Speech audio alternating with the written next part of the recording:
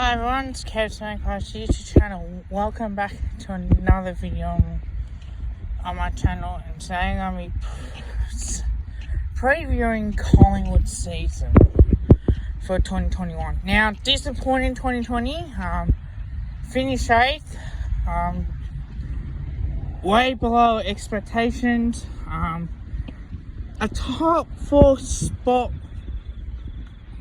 was on the line to at least a few times where we had the draw against Richmond and we had some bad losses in the halves, and of course the off-field incidents that with the trade period that went down, losing Antor, Jaden Stevenson, Tom Phillips, and you could say Archie Basavalaki, but he wasn't getting much game time. He was only playing a couple games a season.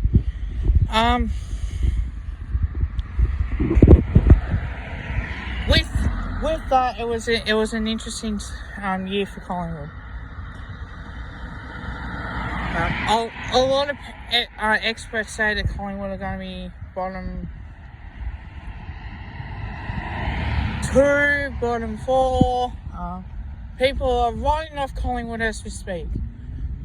But in hindsight, and with the Eddie Maguire stuff and all the off-field incidents that has happened, which I'm not going to go over, with the amount of injuries we've had, and that kills us every year, but somehow we managed to play finals a couple of years in a row. I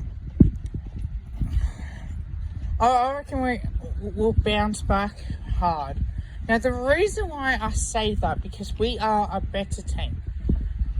We've got good talent, good players that play well. I don't see a team like the Western Bulldogs that will finish top 4. No way in the world they'll be top 4. I think it's too much expectations personally on them. Getting out into law, he's a ball winner, yes, he gets a lot of the ball, but one thing that he doesn't do really well is that he doesn't use the ball really well. He turns the ball over by foot. He knows that, and that's happened numerous times for us. Earning big money, you think, well, mate, he should be earning about 10 million, and if he wants to get, have a massive contract and expect for the next 5 years. He came to Collingwood because he thought that we had a better list back in 2016, and as it turns out, Richmond won the last 3 grand finals. Could have been involved in that. His ex-team in GWS played in the grand final, and obviously that they got smacked as well. But he was close enough in 2018, and I know that he has been tough. I'm not making a light of this. Because I just think for us as a club that we had to make these sort of changes off field to try and get better. We got Graham Wright in, who wants to see us succeed. That we got him from Hawthorn, and we're thinking that closer to a flag. In hindsight, we should be top 4 no matter what. And I think the players that we brought in from the draft, and we didn't get much in return, which is okay. We're not probably expecting it.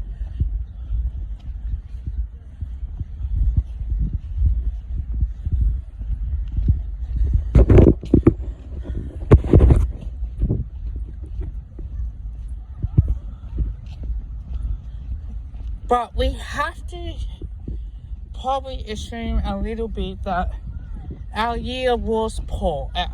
We have to admit that. We needed to be better. We are a better team than 8th on the ladder and 13th on the ladder, even back in 2017 before we make that run. We are a team that we got good players in, and it's all about how we perform. Now, the coach is under a lot of pressure because if we don't perform, his job might be gone.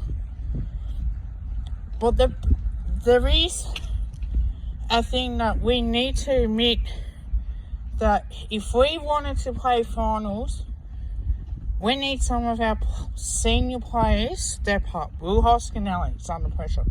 Jordan De Goey is another one that's under pressure. Injuries, the court case. So if he can have a good year playing that midfield and forward row, and Jamie Elliott will spend a little bit of time in the midfield, I think that will suit us. Brodie Grundy has to have a better year. Still sideline him. The issues that he had. And yeah, look, you know what? Family does probably come first, and you know, I got no issue with that, but this is his year where he has to step up. Jeremy Howe comes back, which is a positive. He helps at backline. Jack Madden is another one under pressure. Will Jordan Rafferty get a year after this? So our backline are a bit aging, but we have to learn how to step up and perform in the backline. Brandon Maynard gives his all. Jack Cripps gives it all. Will we push Jack Cripps, the halfback flank, on to win? Can Isaac Craner have a good year again playing across halfback? Even John Noble, can he back up after his year? So there is a little bit of question marks, in my opinion, that gets me thinking, look, you're hoping, but you know there's enough depth in that side to keep going. Can Darcy Cameron step up and play as a second row? Can Mason Cox and Brody Mychek be the ones that can kick enough goals for us to win games of football? Or will we go small? It's all about how we play. Can we be consistent every week? I feel 2018 was a good year because at least, you know, because we made it into the grand final. 2019, we did have a good year, but there were times where we were a little bit poor, and the win against West Coast was like a grand final for us. But if I'm going to have to say that top four was on the spot, I reckon it is. And the reason why I do think that, there's a lot more upside on Collingwood than there is downside. And I think just watching the boys play on Friday night, we can continue to develop and learn how to start well in games. And we were the good first quarter team, yeah, sure. But we were poor once we got stopped. So we need to start well week in, week out. We've got to be consistent. If we can do that, we will win 90%. We'll win more games than we lose. Brodie Grundy has to make sure that when he does win the hit-outs, that midfielders help him out and win the clearances. What he might have to do is grab the ball out of the ruck and kick it forward as a clearance. He might have to do that a little bit more.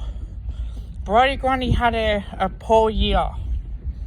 So, and I think that this year he'll bounce back. Now, the way I'm going to do this season preview for Collingwood, I'm going to do the top 5 players who are under pressure. And I might put who is main and maybe top 5 coaches, top 5 people at the club that are under pressure. Okay, the top 5 players that's under pressure is, of course, Brodie Grundy, Jordan De Goey, Will Hoskinelli is number 3. Another one is under pressure is Mason Cox. Yeah. So Jordan to go. I think I'm pretty sure I did so. And I'm going to put another player. Oops. I am going to put another player that I think he's under pressure a little bit. I did say Will Hoskin Elliott. I'm going to say the one and only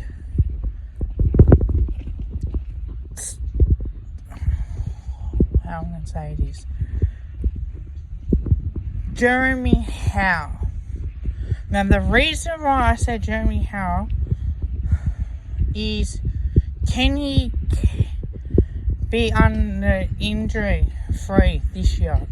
He is the key for us to win the games, because what he does is he takes intercept marks and he flies for them, and he works really hard back in defence, and he can help set up that defence as much as possible. So the more that we get him to, the more that he does that, the better it is for us as a team. Now, he's a top 5 people that I think that's under a lot of pressure for 2021 for the Collingwood Footy Club. Nathan Buckley is on that list. It's clearly obvious to me. Top 4 play finals. If we play finals, that's a tick for us. I think we keep him. Number 2 is the goal kicking coach. And the reason why I say the goal kicking coach is because if we don't kick straight during games, then I'm going to say that's most likely we'll struggle. Bad kicking is bad footy. So if we can kick straight, it'll go a long way for us to win the game. Our physio. The reason why is because the injuries that we have had, we need to make sure that players aren't missing large chunks of footy, because as we know, injuries are the problem and the reason why we do struggle as well. Number 4 is our midfield coach. Can we improve in our clearance work? Now, if we can do that, I think it does go a long way for us to win 90 to 95% of clearances that will go away. And can we can we read off the opposition's ruckman as well? And number 5, I'm going to have to say this, the match committee. Too many times that we didn't bring in Travis Farker against the Cats, and we made it look slow.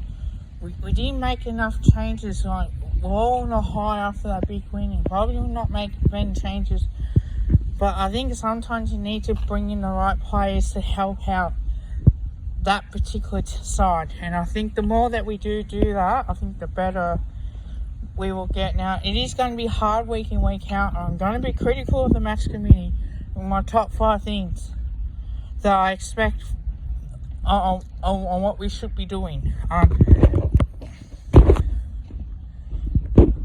Other than that, I think we're going to be under a lot more pressure as well. So my prediction for us is top 4, nothing else. If we can get in that top 4, we should be challenging sides like Richmond. Now, when we do play Richmond, now we have a good record against Richmond, and that is the fact. We beat them in the prelim in 2018. We beat them early on. Yeah, they beat us 2018 twice and 2019 once, and we had a draw.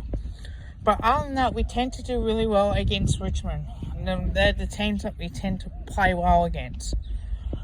The only thing that we might have to hope for is what happens if we have to go in halves. Other than that, who really knows on that? But then again, things can change.